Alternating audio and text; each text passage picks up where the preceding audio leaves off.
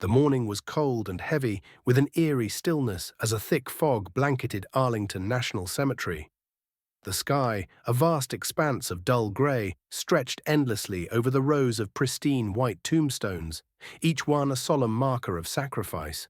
The scent of damp earth and fallen leaves filled the air, mingling with the metallic tang of the oncoming storm. The towering oak trees swayed gently, their branches creaking like whispered warnings in the wind. If you enjoyed this story, don't forget to like, mine, share, and subscribe, so you won't miss out on more thrilling stories. Drop a comment below with your thoughts and share this story with those who need to hear it. Turn on the notification bell to stay updated with our latest videos. See you in the next exciting and meaningful story. The words were barely audible, slipping through the thick fog like a dying breath. Haze stiffened. The soldiers shifted uneasily. A few glanced at one another, silently questioning if they had heard it too. A moment later, the wind died as suddenly as it had risen, and an unnatural silence settled over the cemetery. Even the birds had stopped chirping. The gathered mourners shivered, some instinctively pulling their coats tighter. Hayes exhaled slowly. He wasn't a superstitious man, but years on the battlefield had taught him to trust his instincts. And right now, his instincts were screaming that something was very, very wrong. As he took a step toward the casket, another sound shattered the heavy silence. "Get down! Hands where I can see them!" A commanding voice, sharp and urgent, cut through the air like a blade. Gasps rippled through the crowd as heads snapped toward the commotion. At the edge of the gathering, standing just beyond the sea of mourners, were two uniformed police officers. Their guns were drawn, and they were pointed directly at General Hayes. The younger officer, a fresh-faced recruit with nervous fingers twitching over his holster, looked uncertain. But the older one, Sergeant Victor Reynolds, was stone-faced, his grip firm, his stance aggressive. His blue eyes burned with something deeper than authority. It was arrogance. It was prejudice. It was the belief that he could do whatever he wanted, even in a place like this. For a second, no one moved. The air itself seemed to freeze, tension crackling like static electricity. The soldiers exchanged stunned glances, their training screaming at them to react, but their holsters were empty. They had come unarmed to honor a fallen brother. The widow of Major Holloway let out a strangled sob, clutching the flag to her chest as if it could shield her from the madness unfolding before her. General Hayes did not move. His voice, when it came, was calm, measured. The voice of a man who had commanded troops under enemy fire. "What do you think you're doing?" Sergeant Reynolds stepped closer, his finger dangerously close to the trigger. "I said hands up. Now." The wind howled through the trees, whipping through the cemetery like a ghostly presence. But it wasn't the cold that sent chills down everyone's spine. It was the fact that Reynolds had no idea who he was dealing with. And he was about to learn the hard way. A hush fell over the cemetery, an unnatural silence stretching between the living and the dead. The weight of the moment pressed against every chest, thick and suffocating, as if the very air itself had turned hostile. The only sounds were the distant rustling of leaves, the quiet sobs of the widow clutching the folded flag, and the slow, steady breathing of General Alexander Hayes. But the stillness was shattered by the sharp, barking command of Sergeant Victor Reynolds. "I said hands up." The younger officer, Brian Turner, flinched at the intensity in his superior's voice, his hands twitching near his holster, but he hesitated. His gut told him something was wrong. This wasn't just a routine stop. This was a funeral, and the man they were targeting wasn't just anyone. But Reynolds didn't hesitate. His finger was tight on the trigger, his stance unwavering. His cold, pale blue eyes never left Hayes, and there was something in them. A dangerous glint of unchecked authority, a hunger for dominance. The soldiers lining the funeral gasped. A few instinctively reached for their sides, but their holsters were empty. They had come here to honor a fallen comrade, not to fight. Hayes didn't move. He stood his ground, his powerful frame unyielding beneath the sharp folds of his decorated uniform. Even with a gun trained on him, he remained eerily calm. His voice, when he spoke, was like steel, smooth but laced with quiet danger. "Sergeant, lower your weapon."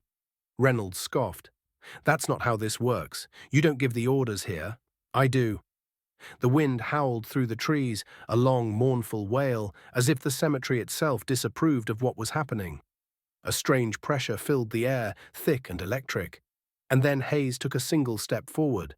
Reynolds' hand jerked slightly, his grip on the gun tightened, his knuckles going white. The tension in his body was palpable, like a predator ready to pounce, desperate to assert its control. "Not another step," Reynolds warned. "I will shoot." The gathered soldiers bristled. A decorated general, a man who had led countless missions, was now being treated like a common criminal. And yet Hayes didn't falter. His dark eyes were locked onto Reynolds, unwavering, measuring him. Then slowly he spoke again, his voice calm but razor-sharp. "Do you know who I am?" Reynolds smirked. "Doesn't matter." Wrong answer. The murmurs started. Whispers spread through the soldiers, through the mourners, through the ranks of men and women who knew exactly who General Alexander Hayes was. A young lieutenant, barely out of his 20s, turned to the man beside him and muttered, "That idiot doesn't even know who he's pointing a gun at." A Marine captain near the front clenched his jaw. He's about to ruin his entire life. And then a voice rang out, sharp and authoritative. "Sergeant Reynolds." The crowd parted as Colonel Sarah Whitmore stepped forward, her uniform immaculate, her expression hard as stone. Her presence alone carried a weight that even Reynolds couldn't ignore. Reynolds stiffened, his gun lowering just an inch. Not enough to show surrender, but enough to reveal the first crack in his arrogance. Whitmore didn't blink. She simply lifted a gloved hand and pointed, directly at the 4 silver stars gleaming on Hayes's shoulders. "Do you realize you're pointing a gun at a 4-star general?" Reynolds' smirk faltered, his pupils dilated.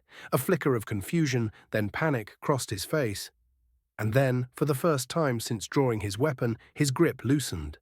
The whispers around him turned to stunned murmurs. The soldiers stared, their eyes burning into him, their silent judgment suffocating. Even Turner, still standing at Reynolds' side, swallowed hard. His face had gone pale. This wasn't just a mistake, this was career suicide. The silence was deafening. Hayes tilted his head slightly, his voice dangerously soft. "Now, Sergeant," he said, "do you want to rethink your next move?" Reynolds' breathing had grown shallow, beads of sweat formed along his temple, his arrogance cracking under the sheer weight of the realization sinking in. He had just drawn his weapon on one of the most powerful military figures in the United States. And now he had no way out. The cemetery was frozen in time. The tension in the air was suffocating, thick as the rolling fog that clung to the tombstones. No one moved. No one breathed. The only sound was the distant rustling of leaves and the low hum of impending disaster. Sergeant Victor Reynolds' gun was still raised, but his grip was slipping.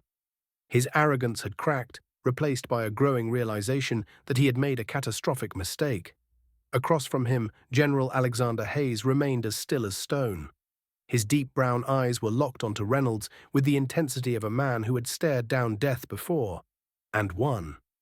The 4 silver stars on his uniform glinted under the pale, overcast light, a silent reminder of the power he carried. And yet Reynolds still had his finger on the trigger. Colonel Sarah Whitmore's voice had been the first cut, slicing through the tension with a brutal truth. He had just aimed his weapon at a 4-star general. But Hayes wasn't done. He took a slow, measured step forward. Reynolds flinched, his arms jerking as if he were about to fire. The crowd inhaled sharply. Several soldiers instinctively shifted, muscles coiled like springs, ready to react, even without weapons. They knew the weight of what was happening, knew that one wrong move could turn this into a bloodbath. Hayes' voice was quiet, but razor-sharp. "Let me ask you something, Sergeant." Reynolds stiffened. He didn't respond. Hayes took another step forward. "When you saw me standing here, paying my respects at a soldier's funeral, what exactly did you think I was doing?" Reynolds's lips parted, but no words came out. He had no answer. The truth of it hung heavy in the air, undeniable. Reynolds hadn't seen a general. He hadn't seen a man grieving for a fallen brother in arms. He had seen a black man standing in a place of honor. And he had decided that was a threat. The silence pressed down like an invisible force, suffocating. Then Hayes spoke again, his tone turning colder. "You profiled me." Reynolds swallowed hard, his Adam's apple bobbing. The reality of what he had done was setting in like a slow-acting poison. The murmurs in the crowd grew louder. The soldiers standing in formation no longer looked just shocked. They looked disgusted. A young Marine captain, his chest decorated with ribbons of valor, muttered under his breath, "This guy just ruined his entire life." Another officer whispered, "Does he really think he can get away with this?" But the final blow came from Officer Brian Turner, Reynolds's own partner. His voice trembled, but he said it anyway. "Sergeant, we're at a military funeral." Reynolds's head snapped toward him, his face twisting in a mixture of fury and panic. But Turner didn't back down. "You drew your gun on a general," he continued, voice steadier now.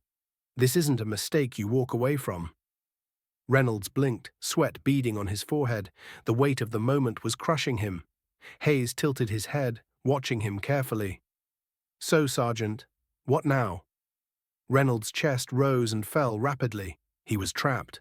There was no way out, no excuse, no backup that could save him. Colonel Whitmore's voice rang out, sharp as a gunshot. "Sergeant Reynolds, lower your weapon. That is an order." Reynolds' hands trembled. His pride screamed at him to hold his ground. He had spent his entire career believing that his badge, his gun, his uniform made him untouchable. But this? This was the end. He had spent years using his authority to control others, but now, standing before a man who outranked and outclassed him in every way, he realized how little power he truly had. His breathing grew shallow.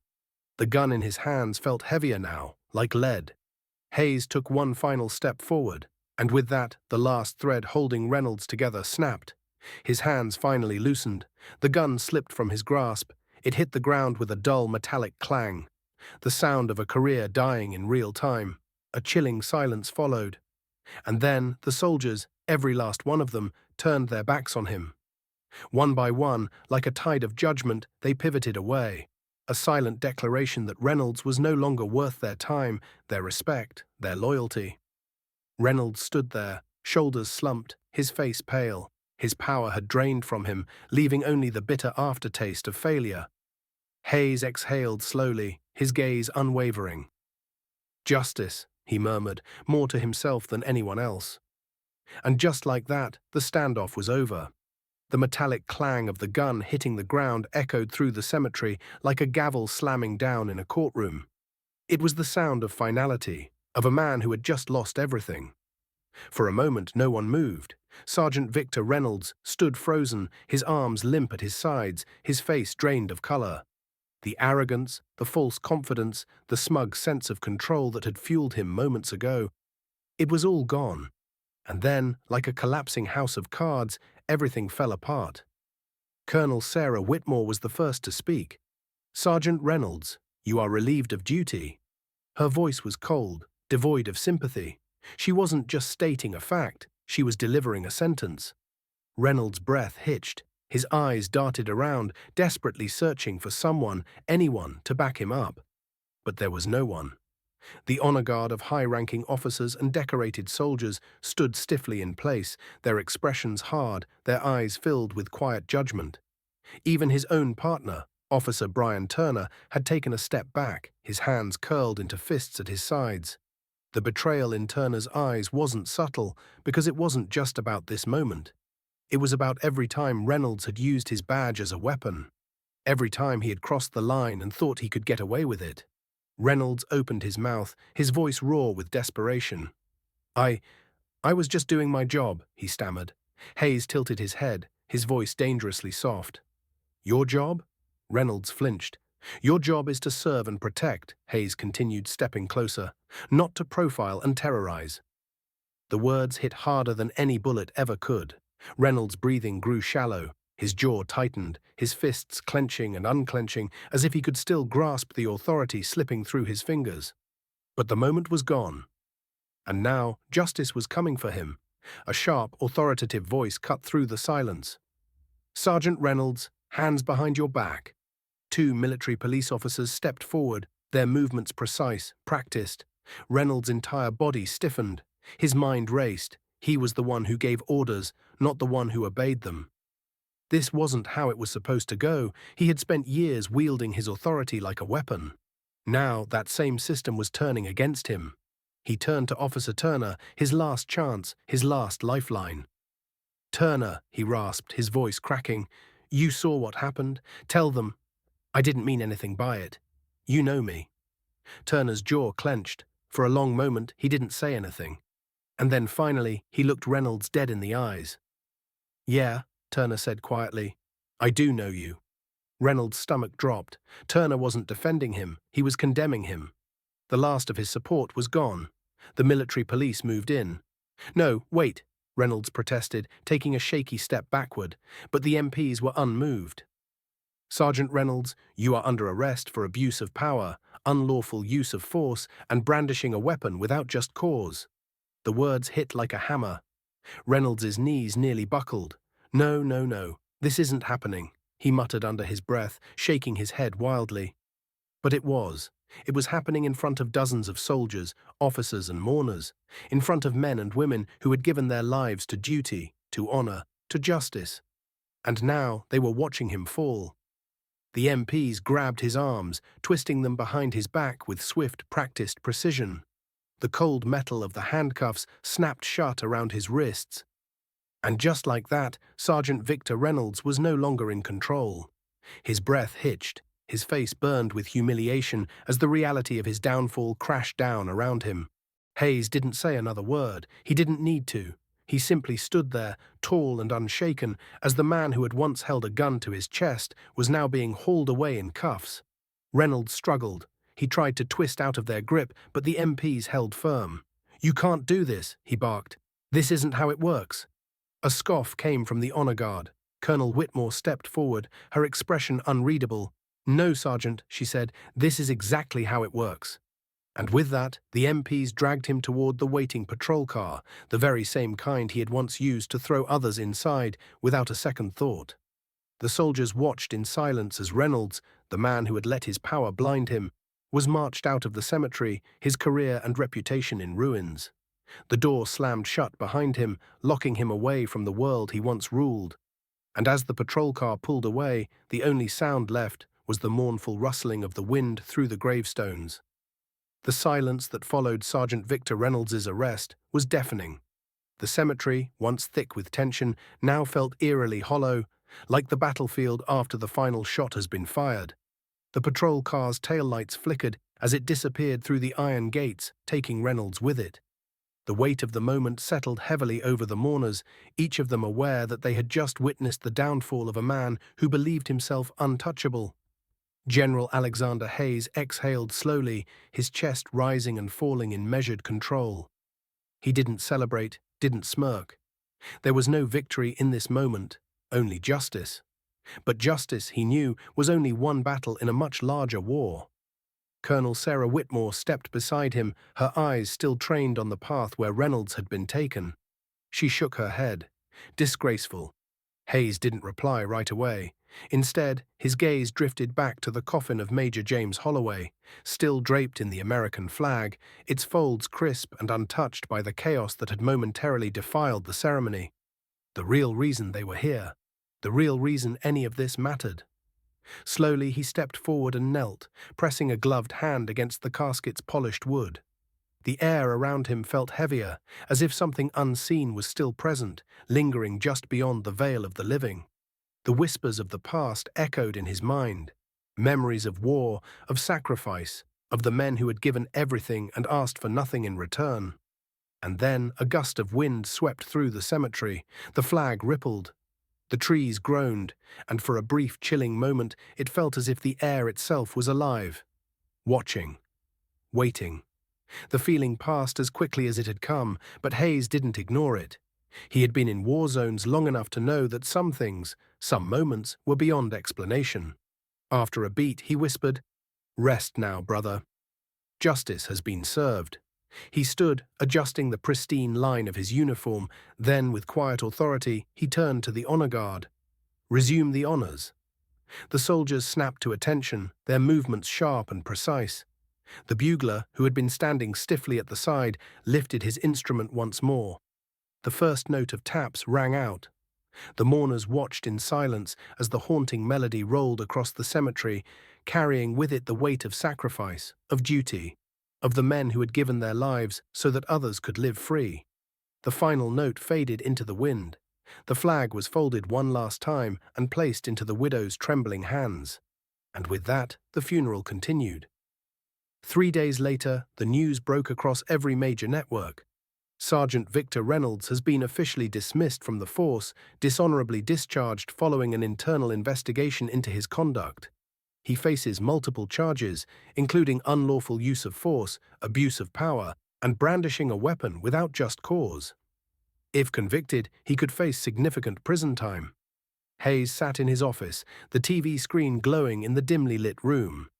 He watched as Reynolds' mugshot flashed across the news, his once arrogant face now a portrait of fear and regret. Click, he turned off the TV.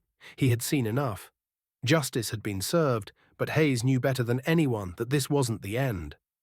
Reynolds was just one symptom of a larger disease. And the fight wasn't over. Not by a long shot. Hayes stood, straightened his uniform, and walked toward the door. Beyond it, there was still work to do. 3 days had passed since Sergeant Victor Reynolds was hauled away in handcuffs, his career, reputation, and very sense of power stripped from him in an instant. But for General Alexander Hayes, the weight of that day still lingered like a shadow that refused to fade. The news had spread like wildfire. Every major network replayed the footage. Reynolds, once so sure of his authority, now looking hollow-eyed and defeated, his wrists bound in steel. Headlines called it the fall of a corrupt cop. But Hayes knew the truth. Reynolds wasn't the disease, he was just one symptom. Hayes sat in his dimly lit office, the soft glow of the television casting flickering shadows across the room. The anchor's voice was calm, professional, but the words carried the weight of something much darker. Sergeant Victor Reynolds, a decorated officer, was officially dishonorably discharged from the force following an internal investigation into his conduct. He faces multiple charges, including unlawful use of force, abuse of power, and brandishing a weapon without just cause. If convicted, he could face significant prison time. Click. Hayes turned off the TV. He had seen enough. Justice had been served. But there was no victory in this. He stood and walked to the window, looking out at the city below. The streets bustled with life, unaware, or perhaps unconcerned, about the battle that had just been fought in the heart of Arlington Cemetery. A soft knock on the door. Colonel Sarah Whitmore entered, her expression unreadable. "I thought you'd still be here," she said. Hayes didn't turn. "I thought I'd feel something more than this." Whitmore exhaled, stepping closer. "It's never satisfying, is it? Not when we know there's another one just like him out there, waiting to make the same mistake." That was the truth. For every Reynolds removed from power, another would rise, fueled by the same arrogance, the same belief that their badge made them invincible. Hayes clenched his jaw. "This won't be the last time," he muttered. Whitmore studied him for a long moment, then reached into her pocket and pulled out a small folded paper. "This came in today. Thought you'd want to see it." She handed it over. Hayes unfolded it. His eyes scanned the words. A formal report, one detailing Reynolds' final moments in custody. The words that caught his attention weren't about the trial or the charges. It was the last paragraph. Sergeant Reynolds has exhibited signs of severe distress since his arrest. He has refused food, avoided sleep, and has repeatedly requested to be moved from his cell. His reason? He claims he is not alone, that someone watches him at night, that he can hear whispers when no one else is there. Hayes's fingers tightened around the paper. "What the hell does that mean?" he asked. Whitmore shrugged. "Guess karma has its own way of collecting debts." A chill ran down Hayes's spine, but he refused to acknowledge it. It wasn't justice if it came from fear. And yet, that wind that had howled through the cemetery, the whispers, the moment where time itself had seemed to hold its breath. Hayes had never believed in ghosts. But some things were hard to explain. He folded the paper, placed it on his desk, and turned back to Whitmore. "One down," he said, "but there's still more work to do." She nodded. "Always." And as Hayes left his office that night, he couldn't shake the feeling that somewhere, in the cold dark of a prison cell, Victor Reynolds wasn't just haunted by his actions. He was haunted by something else, something that wasn't ready to let him go.